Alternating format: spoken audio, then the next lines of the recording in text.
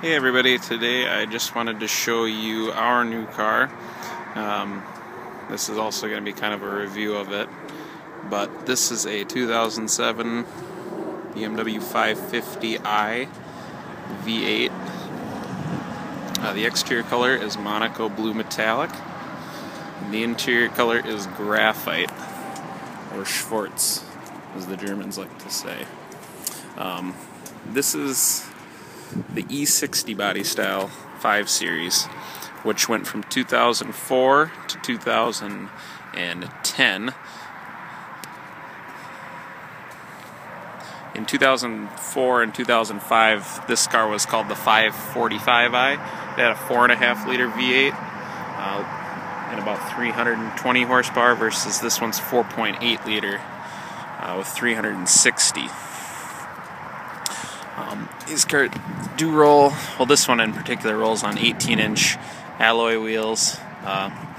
Normal tire setups are staggered, 245/40/18 in the front and 275/40/18 in the back. Right now we have Dunlop Winter Sport M3 winter tires on there, and they're 245 all the way around, so they kind of look small on the rear wheels, but it's not too bad. But there's the HID adaptive headlights. These also have the swiveling, so at night they turn around the corners as well for better visibility, as well as fog lights. Signature kidney grille. We'll go inside. This car does not have any kind of comfort access. That's an option, so you just basically have a key. But like I said, the graphite interior. And these do have the sport seats as well that are also multi-contouring. We'll step inside and start it up. So basically, without the comfort access, you have to put the key into this little slot, and then you hit the start button. No gauge sweep or anything. It's pretty simple. This is the older iDrive system. It was replaced by the newer one in 2010, I believe. This was always the controversial system, and with my time in the car so far, I can definitely tell you it's a little intimidating at first, but once you kind of figure it out, it's not too bad. There's a few things I think they could have done better, but it was a first iteration, so I'll give them a break on that. But basically, you control everything with this little knob here. It kind of looks like an upside-down pie tin. But you click it down, you can go into the information. This gives you settings for the Logic 7 premium sound system that this has. You also have the vehicle settings. You can set like little things like what these buttons on the steering wheel do, what they control, anything like that. I'm not going to go too in-depth with this, just give you a brief overview of what basically that does. The interior in this car is pretty standard. BMWs all kind of have a very cohesive design. They go more for simplicity rather than all-out style. So the 5 Series definitely carries through. It's nice so you get this screen which basically controls everything, and then you have your climate control down here. So Max AC, I like this feature. We learned about that in the X5. Hot day, just get in, push that button, everything goes to max cold, max air, and it just cools you down real quick. Defoggers, fan speed, and then auto, the air conditioning button, recirculation, as well as the passenger side, because this does have dual zone. This is the cup holder. Seems like kind of an afterthought. I'll show you this one over here. They just kind of pop out. Here's the glove box. It is damped, lined with felt. The 6-disc CD changer is also in there, and BMW puts in this little flashlight. So, you know, you can have a little flashlight in case your BMW breaks down or something, and then it plugs into this little slot and it charges it in there. Center armrest, little coin holder, and then more space down there. It's got heated seats, Bluetooth audio controls, heated steering wheel, you can see that's on. This is the tilting telescoping function. Cruise control, information for the little trip gauge and stuff. That shows you the date. You can also change gas mileage, averaging 20.6, which isn't too bad considering it's a big V8. This button is the rear sunshade. So you can see that pops up in the back. Power sunroof as well. All the materials in here are soft touch. There's no hard plastics in the interior of this car. Everything fits together perfectly. What really impressed me is this car has 46,711 miles, and there isn't a squeak or rattle in this thing. It also has the burlwood trim that accents throughout the car as well. I forgot to mention that this is a 6-speed automatic. And this car does have a few different options. It's got premium package, which gives you the Logic 7 stereo, automatic headlights, the turning adaptive headlights. It also has the sport package, which gives you a hydraulic sway bar, a little stiffer springs, those 18-inch wheels, run flat tires, which we don't have on this car anymore, but in the back you can see you have these sunshades. That's also part of the premium package. They just clip up there. The rear seats as well are heated. This is the center armrest. The seats do not 60-40 split fold. Materials are all soft touch in here as well. Back seat's very comfortable. Here's the trunk. Very large, lots of space in here. Even gives you a diagram to show you the golf club layout. Here's the spare tire. The battery is also back here under the side. Little cubby.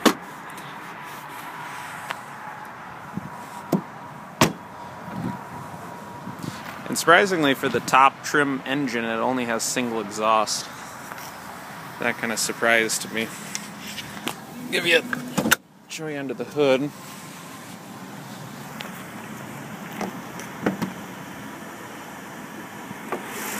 And this is BMW's newer 4.8 liter V8. It's in a lot of their vehicles.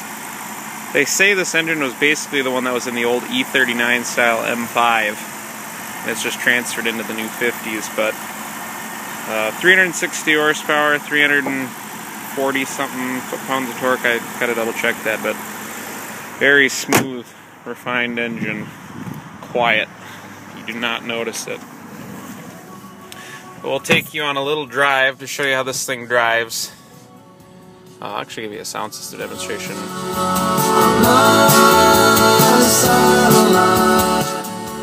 The Logic 7 in this car sounds really good. I'm very impressed.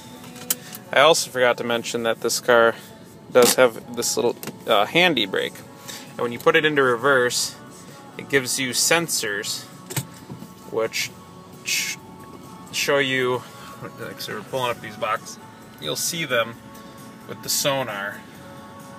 So when you get close, it starts to beep at you. And it'll even go into the red. So that's kind of neat. I use that for backing into the garage, which is nice. The mirror also tilts down so you can see curbs. Home link up there as well. Biggest thing about this car that I like is the way it drives.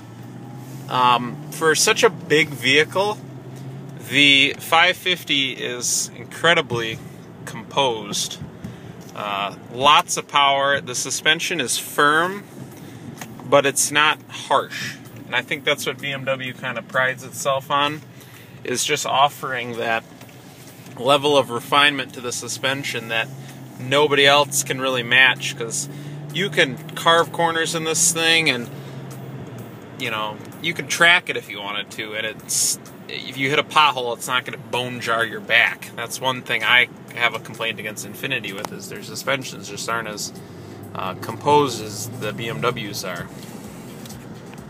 The steering has a really nice weight to it. It's heavy, but it's not overly heavy. Like, I think our X5 is a little overly heavy in the steering. But this one has a perfect weight, perfect heft, gives you lots of feedback about what the wheels are doing, where they're pointed. It's got an awesome feel. It's just very precise. You turn in, it's just instant.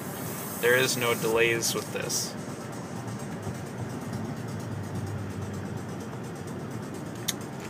We'll get on the freeway once and give you a demonstration too.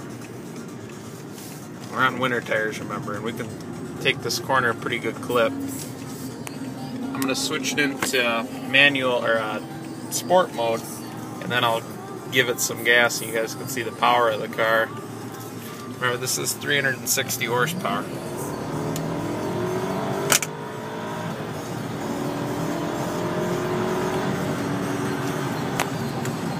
Very quick, very quiet. So you can definitely tell this car is designed for Autobahn cruising. It was probably tuned in Germany, but you know, if you got to get to a meeting quick in Munich, there's no better way than to take the 550, because you'll get there in comfort and very quickly. And the noise level in here is just, you don't hear anything on the road. I drove this car 250 miles yesterday, and it amazed me how quiet and civilized this car was inside, even when you're going, you know, 80, 90, slightly higher than that miles an hour. It's just, I don't know, this car never ceases to amaze me. So, and surprisingly, looking up the problems, so many people say that, you know, BMWs have so many issues. The V8 in this car is actually one of the more reliable engines BMW has ever made. I mean, they don't really have too many issues from what I was seeing compared to the other, like the twin turbo 535s. Those are plagued with issues, but the 550s, I mean, aside from a few random oddball problems, there's nothing really that goes wrong on the V8.